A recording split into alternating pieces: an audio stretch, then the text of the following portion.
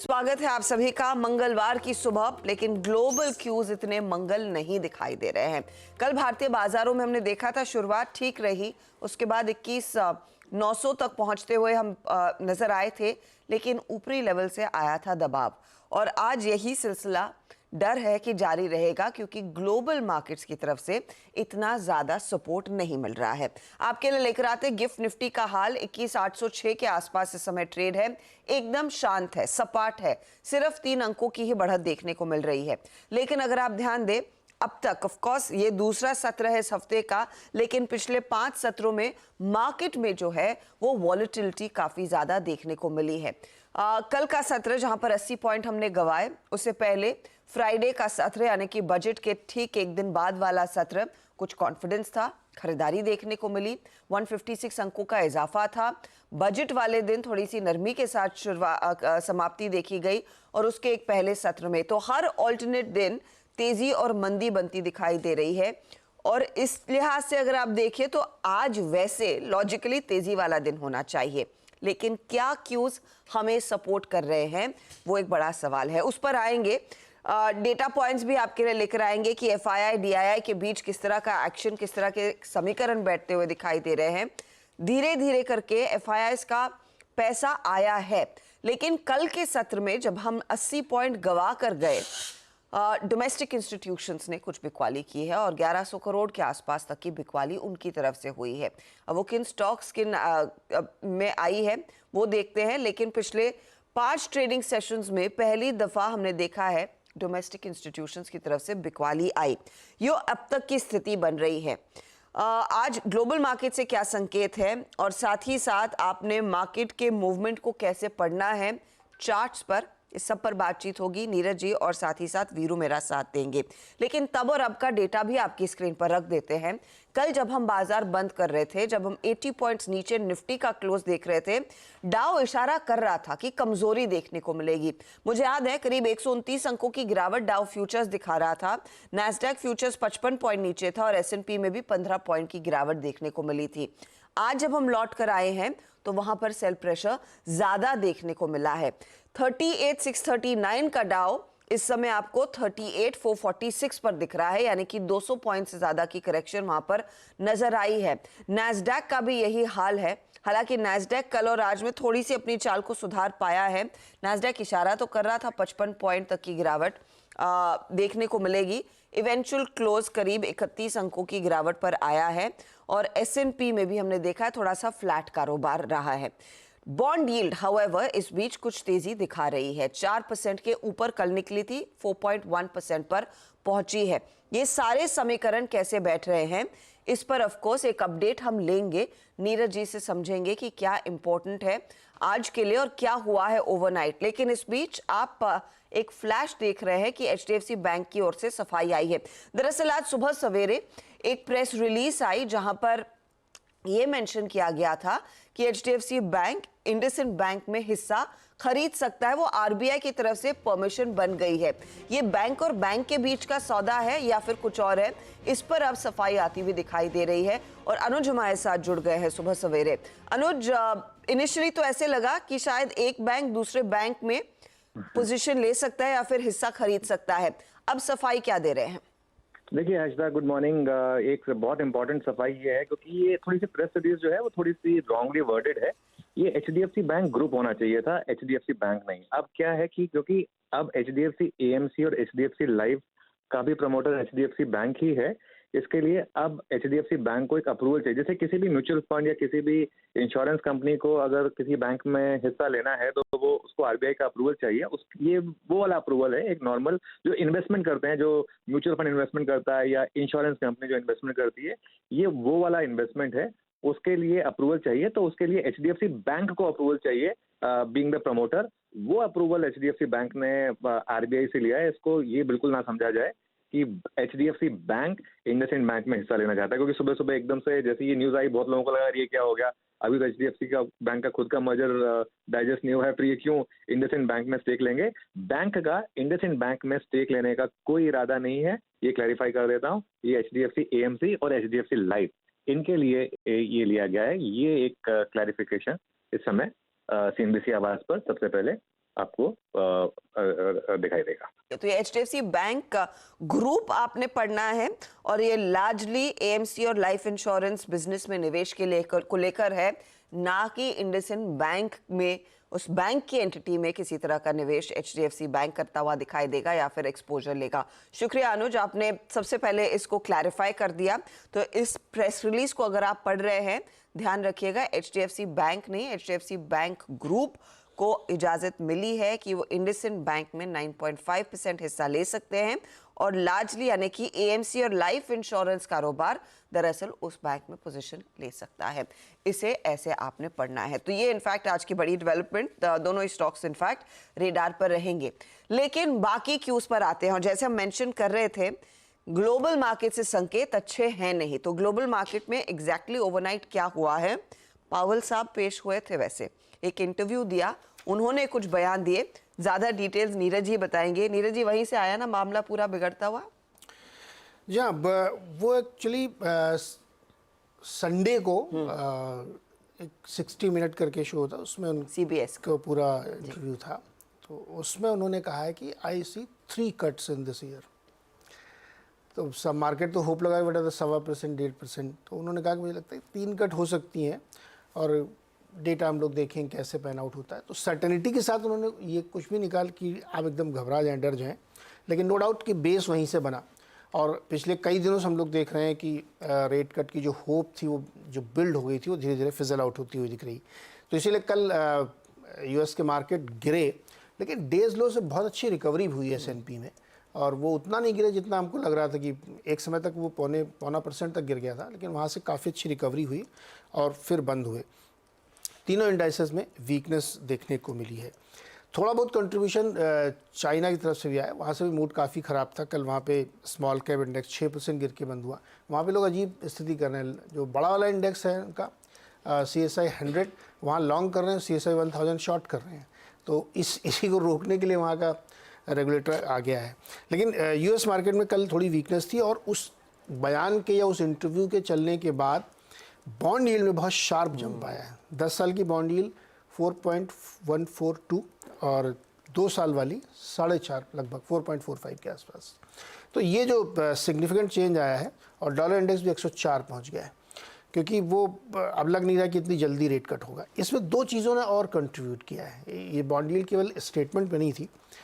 US का जो PMI data आया है कल, बहुत स्ट्रॉन्ग है, 53.4 आया है। 52 का एक्सपेक्टेशन था। तो 50 से ऊपर जो भी आता है वो बहुत स्ट्रॉन्ग डेटा होता है। तो उसने भी कंट्रीब्यूट किया, और जॉब रिपोर्ट तो आई चुकी थी पहले। तो ये सारी चीज़ें मिल करके बहुत स्ट्रॉन्ग इकोनॉमी को मार्केट पसंद नहीं कर रहा है, क्योंकि रेट कट में वो दिक्कत करेगा। लेकिन यहाँ पे एक सिल्वर लाइनिंग हम आपको बताना चाहते हैं। मैंने कई बार आपको ये एक्सप्लेन किया था कि ये जो जॉब डेटा आया है इस बार ना, वो बहुत सिग्निफिकेंट इसलिए नहीं क्योंकि जनवरी में बहुत सारी जो है छटनी होती है। मैं आपको एग्जांपल बता देता हूँ। 32,000 लोगों को निकाला जा चुका है यूएस के IT सेक्टर में, और अभी कल अनाउंस किया सैप ने कि 10% लोगों की और छटनी करेगा। तो ये जो मैसिव लोगों का ले ऑफ होता है, ये वो सीजनल होता है वहाँ पे, कि जनवरी में हमेशा ऐसा होता है। तो उसी के कॉन्ट्रास्ट में लोग भर्ती भी किए जाते हैं, तो इसलिए वो नंबर आपको बहुत ज़्यादा डिस्टॉर्टेड दिखता है। तो इसलिए मुझे लगता है कि इस बात को देखना चाहिए। दूसरा एक और बहुत ही सिग्निफिकेंट बात बता रहा हूँ आपको। फेड ये भी मान रहा है कि across the bank, across the time frame, loan की डिमांड गिर रही है। ये फेड का स्टेटमेंट है। तो ये 2 चीज़ें, अब दोनों चीज़ें एक साथ नहीं चल सकती कि आपकी लोन डिमांड भी गिर रही है और इकोनॉमी इतनी स्ट्रांग चल रही है। तो जो मैं आपको एक्सप्लेन कर रहा हूँ कि ये सारे जो डेटा है ना, इस पर मार्केट रिएक्ट कर रहा है, ये बहुत सस्टेनेबल नहीं है। इसलिए रेट कट की उम्मीद बनी रहेगी।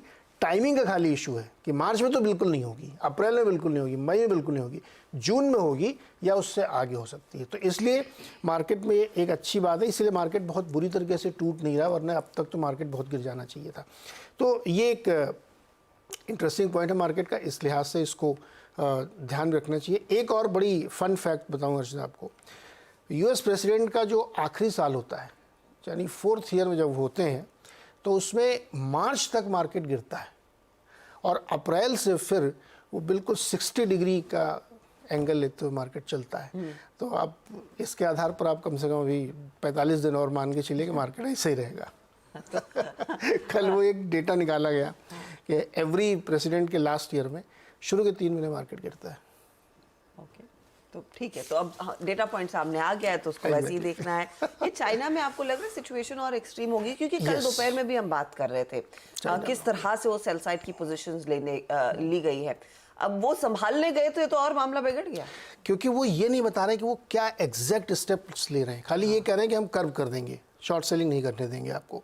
उसके चक्कर में लोग और पैनिक कर रहे हैं और उनको पता है कि छोटे वाले शेयर ज़्यादा बड़े तो वहीं गिरेगा, तो वहाँ पे शॉर्ट कर रहे हैं, बड़े वाले में लॉन्ग कर रहे हैं। तो जब तक पूरी तरीके से वो निकाल नहीं देते कि हम क्या क्या करने वाले हैं, केवल ये स्टेटमेंट आप देंगे कि हम शॉर्ट सेलिंग रोक देंगे, प्लेस वाले नहीं करने देंगे, तो वहाँ पे पैनिक की वजह से और ज़्यादा मार्केट गिर रहा है। और इकोनॉमी वहाँ पे वीक है, इसमें कोई शक नहीं है। लिक्विडेशन में जा रहा पूरा रियल एस्टेट। उनका रेगुलेटर एक्सपीरियंस नहीं है क्या? ज़्यादा जिस चीज़ को ज़्यादा प्रतिबंध लगाया जाता ना, वही चीज़ ज़्यादा खुल के बाहर आती है। एक्चुअली वहीं पे ज्यादा पैनिक क्रिएट होता हुआ दिखाई दिया, उस पर नजरें रहेगी। लेकिन फिलहाल आज के क्यूज फिर थोड़े से माइल्डली नेगेटिव रखें। या माइल्डली नेगेटिव है, क्योंकि डाउ मैं देख रही थी इंट्राडे में 400 पॉइंट तक टूट रहा था, फिर फाइनल क्लोज आज सुबह में आके देखा है तो 274 अंकों का ही है। तो रिकवरी जरूर हुई है, लेकिन हाँ वो बॉन्ड डील का खतरा है, वो चिंता बनी हुई है। ऐसे में वीरू बताइए, मंगलवार मंगलमय रहेगा या नहीं, क्या कह रहे हैं आपके संकेत? हाँ, good morning Harshada, good morning ji. देखिए, इंडेक्स अभी एक कंसोलिडेशन के फेज में है हर्षदा, और I think lack of triggers. मतलब वो शुक्रवार को एक पोस्ट बजट जो वाइल्ड स्विंग था, जो एक हाई बना, स्विंग हाई, वो एक मीनिंगफुल हाई बन गया है। उसको क्रैक करने के लिए, उसको तोड़ने के लिए अभी रिक्वायर्ड फोर्स की जो ज़रूरत थी वो अभी स्क्रीन पर नहीं है हर्षदा। कल जो हमारी बात हुई थी ट्रेड चैनल की, एग्जैक्टली निफ्टी उसमें रहा। अब डिप टुवर्ड्स 810 750, वहाँ से एक पुल बैक मिलेगा टुवर्ड्स 980 966 वो आया। उसके बाद हम फाइनली कोलैप्स भी हुए। निफ्टी बैंक ने बहुत खूबसूरत ट्रेड दिया इनिशियली, वो low exactly 100 day exponential moving average था, वहाँ से एक पुल बैक आया 45,610 से। बात यही हुई थी कि 46,040 इस वक्त कॉलाइटर्स का बड़ा जोन है, एग्जैक्टली वहाँ गया, वहाँ से फिर कोलैप्स हो गया। तो इंडेक्स बिहेव कर रहा है एग्जैक्टली वैसे ही जैसे कि ऑप्शन राइटर्स ने अपनी प्लेसमेंट रखी हुई है। आज के सेशन को कैसे अप्रोच करें? कल एफआईएस के आंकड़ों में अगर आप देखें कुछ शार्पनेस थी, 558 करोड़ रुपए के, 518 करोड़ रुपए के उन्होंने बाय किया, 1188 करोड़ रुपए का सेल था। इंडेक्स एफआईएस ने कल बाय किया 1308 करोड़ रुपए का, 11841 कॉन्ट्रैक्ट लॉन्ग किए। अब एफआईएस के नेट शॉर्ट काफी रिड्यूस हो गए हैं, अब 66,000 के आसपास आ गए हैं net short Harshada. Stock futures में करीब 524 करोड़ रुपए की सेलिंग करी, 22,000 कॉन्ट्रैक्ट यहाँ पे शॉर्ट थे, और कॉल लॉन्ग 88,000 के अगेंस्ट लगभग 2 लाख कॉल शॉर्ट, जो कि इंडिकेट कर रहा है कि सीवियर कॉल राइटिंग हुई है हायर स्ट्राइक्स पे एफआईएस ने कल, अगर आप देखें। और नीचे करीब 47,000 पुट शॉर्ट है। मैं इस सेशन को कैसे अप्रोच करूंगा? मैं फिर कह रहा हूं कि lack of I think triggers और ऑप्शन राइटर्स ने जिस तरीके से ग्रैब किया हुआ इस बाजार को, बाजार रेंज बाउंड रहे, इस बात के चांसेस ज़्यादा हैं आज तक। आप स्क्रीन पे देखिए अपने कॉल राइटर्स के कन्विक्शन को, जो अभी हमने देखा ना, 2 लाख कॉल शॉर्ट की एफआईएस ने, 22,000 और 21,900 पे कल सिवियर कॉल राइटिंग हुई है। 30 लाख कल क्या हमारा हाई क्लस्टर क्या था? 21,960, और 22,000 पे सबसे स्ट्रॉन्ग कॉल राइटिंग है। यानी एक बड़े प्राइस पर बड़े स्विंग के बाद यहाँ पे कॉल राइटिंग हुई है। नीचे 21,600 पे पुट्स का एग्जिट हुआ है, जो कि अच्छा नहीं है, बट स्टिल 21,600 की एक मीनिंगफुल पॉइंट है। क्यों? क्योंकि यही आपका 20 डे एक्सपोनेंशियल मूविंग एवरेज भी है हर्षदा, और 21,700 की पुट अभी भी करीब 40 लाख का आउटस्टैंडिंग वाई होल्ड करती है।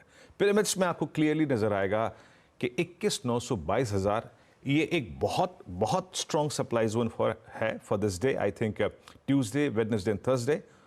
और जो सप्लाई जोन होता है वो एक थ्रेशोल्ड पॉइंट भी होता है शॉर्ट कवरिंग का। तो एज ऑफ नाउ दैट्स 21,900 और 22,000। अप्रोच क्या रहेगी? देखिए, मैं आपको बता रहा हूँ एक ट्रेड चैनल, और उस ट्रेड चैनल पे फोकस कीजिए। एज ऑफ नाउ बाजार इसी चैनल पे फोकस करेगा, और वो क्या है जरा प्लीज स्क्रीन पे लेके आइएगा। बेस वन हमारा जो है हर्षदा, वो है हमारा ऑप्शन राइटर्स का जोन। वो क्या है? 711 671, यहां तक के डिप को बाय करना है हमें, और हम अभी शॉर्ट तब तक नहीं जाएंगे जब तक कि 602 588 के नीचे हमें क्लोज नहीं मिल जाता, क्योंकि ये है हमारा 20 डेमा, और 21,600 की पुट ही सबसे बड़ा आउटस्टैंडिंग वाई होल्ड करती है। तो मेरा तर्क अभी यही है कि मैं 671 इवन 641 तक के एक डिप को बाय करने की कोशिश करूंगा। और as of now option writers के कन्विक्शन के मुताबिक ये जो 966 का जोन है ना हर्षदा, रेजिस्टेंस की प्लेट लगाइएगा प्लीज स्क्रीन पे, ये एक आपके किसी भी लॉन्ग ट्रेड का जो आपने लोअर एजेस पे लिए हुए हैं, 910-966 का जोन उसको कैश में कन्वर्ट करने का है मेरे मुताबिक। फ्रेश स्ट्रेंथ, नया माइलेज बाजार को तभी मिलेगा जब आप एक 22,031 के ऊपर क्लोज दे देंगे, अदरवाइज बाजार इस चैनल में ही ट्रेड करने की संभावना ज़्यादा नजर आ रही है। So focus on this channel. Nifty bank कल कंपैरिजन में निफ्टी के अच्छा था। वहां पे अगर आप देखें रिलायंस का प्राइस डैमेज नहीं था, अपने लेवल्स को इसने रिस्पेक्ट दी। यहां पे आप एक चीज देखिए हर्षता कि 46,000 पे सबसे बड़ा कॉल राइटर है, 46,000 होल्ड्स मैक्सिमम आउटस्टैंडिंग ओवाई 46,000 पे। और एक और बात ध्यान दीजिएगा बड़े गौर से, और वो ये है, अब जरा लेवल्स लेके आइए रेजिस्टेंस की प्लेट। 46,000 बड़े कॉल राइटर का जोन है, प्लस 46,200 और 46,230, इन 2 पॉइंट्स पे आपका 2 एवरेजेस आके कोलाइड कर रहे हैं, 20 और 50 डे एक्सपोनेंशियल मूविंग एवरेज, माफ कीजिएगा 20 और 50 डे एक्सपोनेंशियल मूविंग एवरेज। ये एक स्ट्रॉन्ग सप्लाई जोन के तौर पे काम करेगा।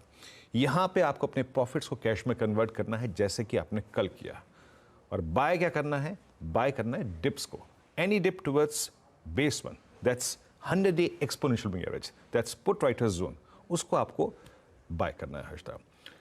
निफ्टी बैंक में एक बहुत अच्छी तेजी, बड़ा स्विंग, पॉलिसी नजदीक खड़ी है, वो तभी आएगा जब आप 46,000 और 46,230 यानी कॉल राइटर्स का जोन और 50 और 20 डे में पार कर देंगे, तभी। एज ऑफ नाउ दोनों ही इंडिसेस पे एक चैनल है, उस पर फोकस कीजिए हर्षदा। ओके, तो ये फिलहाल आपके लिए वो स्ट्रैटेजी हुई निफ्टी और निफ्टी बैंक के लिए। लेकिन फटाफट से मैं आपके लिए नंबर्स रख देती हूँ जो आज इंपॉर्टेंट रहेंगे, जो खबरें हैं जो इंपॉर्टेंट रहेंगी। एक तो क्लैरिफिकेशन हमने आपके सामने पेश कर दिया कि एचडीएफसी बैंक ग्रुप को अनुमति मिली है, स्पेशली इनके एएमसी बिजनेस और इनके इंश्योरेंस बिजनेस को, कि वो इंडसइंड बैंक में हिस्सा ले सकते हैं 9.5% तक का। तो अगर ऐसे आपको लगा था वो प्रेस रिलीज पढ़ के कि एचडीएफसी बैंक इंडसइंड बैंक में हिस्सा लेगा, वैसी नहीं है। ये सबसे पहले क्लैरिफिकेशन है, तो वो दोनों स्टॉक्स आप रेडार पर रखेंगे। अब आते हैं नतीजों पर। तो भारतीय एयरटेल तीसरी तिमाही के नतीजे आए, रेवेन्यू में करीब 2% का इजाफा देखने को मिला है, 37,899 करोड़ के आसपास का रेवेन्यू आया है। अब मुनाफा देखेंगे 1340 करोड़ से बढ़कर 2442 करोड़ पर आया, हालांकि एक्सपेक्टेशन 3200 करोड़ का था। मार्जिन्स इनफैक्ट ज़्यादा बेहतर है, मार्जिन्स में हम कॉन्ट्रैक्शन एक्सपेक्ट कर रहे थे 52.9% के आसपास, ये मार्जिन आए हैं। ये पहले 53.1 थे, अब आए हैं 52.9। एबिटा मार्जिन्स में एक्सपेंशन है और कंपनी कह रही है कि आगे 55% इंडिया बिजनेस के मार्जिन्स आते हुए दिखाई देंगे। आरपूस पर आपकी नजरें होनी चाहिए। पिछले 3 क्वार्टर्स में हर क्वार्टर में वो इजाफा देखने को मिला है, तो ईयर ऑन ईयर अगर आप कंपेयर करेंगे तो ये थर्ड क्वार्टर में 193 था, पिछले साल के 208 पर आया है। पिछले क्वार्टर में अगर आप देखें क्वार्टर ऑन क्वार्टर, ये ईयर ऑन ईयर है, बाय द वे ये ईयर ऑन ईयर है, क्वार्टर ऑन क्वार्टर नहीं है, उसको करेक्ट कीजिएगा। पिछले क्वार्टर में ये 203 था, ये बढ़कर 208 आया। आइदर वेज ये कुछ इजाफा बनता दिखाई दिया है, तो करीब 2.5% तक का इजाफा आरपू में देखने को मिला है। ये हुई भारतीय एयरटेल की बात। अब दूसरे फटाफट से मैं नंबर्स आपके सामने रख देती हूँ। अशोक लेलैंड बहुत ही बढ़िया परफॉर्मेंस, 580 करोड़ का मुनाफा है, 541 का अनुमान था, 9,273 करोड़ का रेवेन्यू आया, 9,392 करोड़ का अनुमान था, तो वहां पर हल्का सा मिस है, लेकिन आप कह सकते हैं इन लाइन है। एबिटा लेवल देखिएगा, 1,016 करोड़ के एक्सपेक्टेशन के सामने 1,113 करोड़ का ये फिगर कंपनी ने डिलीवर किया है। मार्जिन 8.8% से बढ़कर 12% पर आए हैं। अच्छी तिमाही रही है अशोक लेलैंड के लिए। टाटा केमिकल्स हालांकि बाकी सभी आपकी केमिकल कंपनियों की तरह निराशी कर रहा है, तो टाटा केमिकल के केस में 60% मुनाफे में गिरावट है, 158 करोड़ का मुनाफा आया है। रेवेन्यू 10% घटकर आया है, करीब 3,730 करोड़ के आसपास। एबिटा लेवल में 40% की गिरावट है, 542 करोड़ का वो फिगर है, और मार्जिन जो हम 22.2% पर देख रहे थे पिछले साल इस तिमाही में, घटकर आ गए हैं 14.5% पर। यहाँ पर दबाव है। पारादीप फॉस्फेट्स के लिए खराब तिमाही रही है, प्रॉफिट करीब 39% घटा है, रेवेन्यू 41% घटा है, एबिटा में 24% की गिरावट, और मार्जिन्स भी 10.9% से घटकर 8.5% पर आए हैं। नतीजे खराब है। आप आइडिया फोर्ज पर ध्यान देंगे, प्रॉफिट आया है 15 करोड़ का versus loss of 7.8 crore. Revenue बढ़ा है, 8 करोड़ का रेवेन्यू बढ़कर 90 करोड़ पर आया है, तो वो भी एक इंटरेस्टिंग नंबर है। तो ये कुछ नतीजे हैं जिस पर आज मार्केट करेगा रिएक्ट। लेंगे एक ब्रेक के बाद ऑफ कोर्स कमोडिटी मार्केट का क्या एक्शन बनता दिखाई दे रहा है, उस पर भी बातचीत होगी और आज के इवेंट्स भी आपके सामने पेश करेंगे।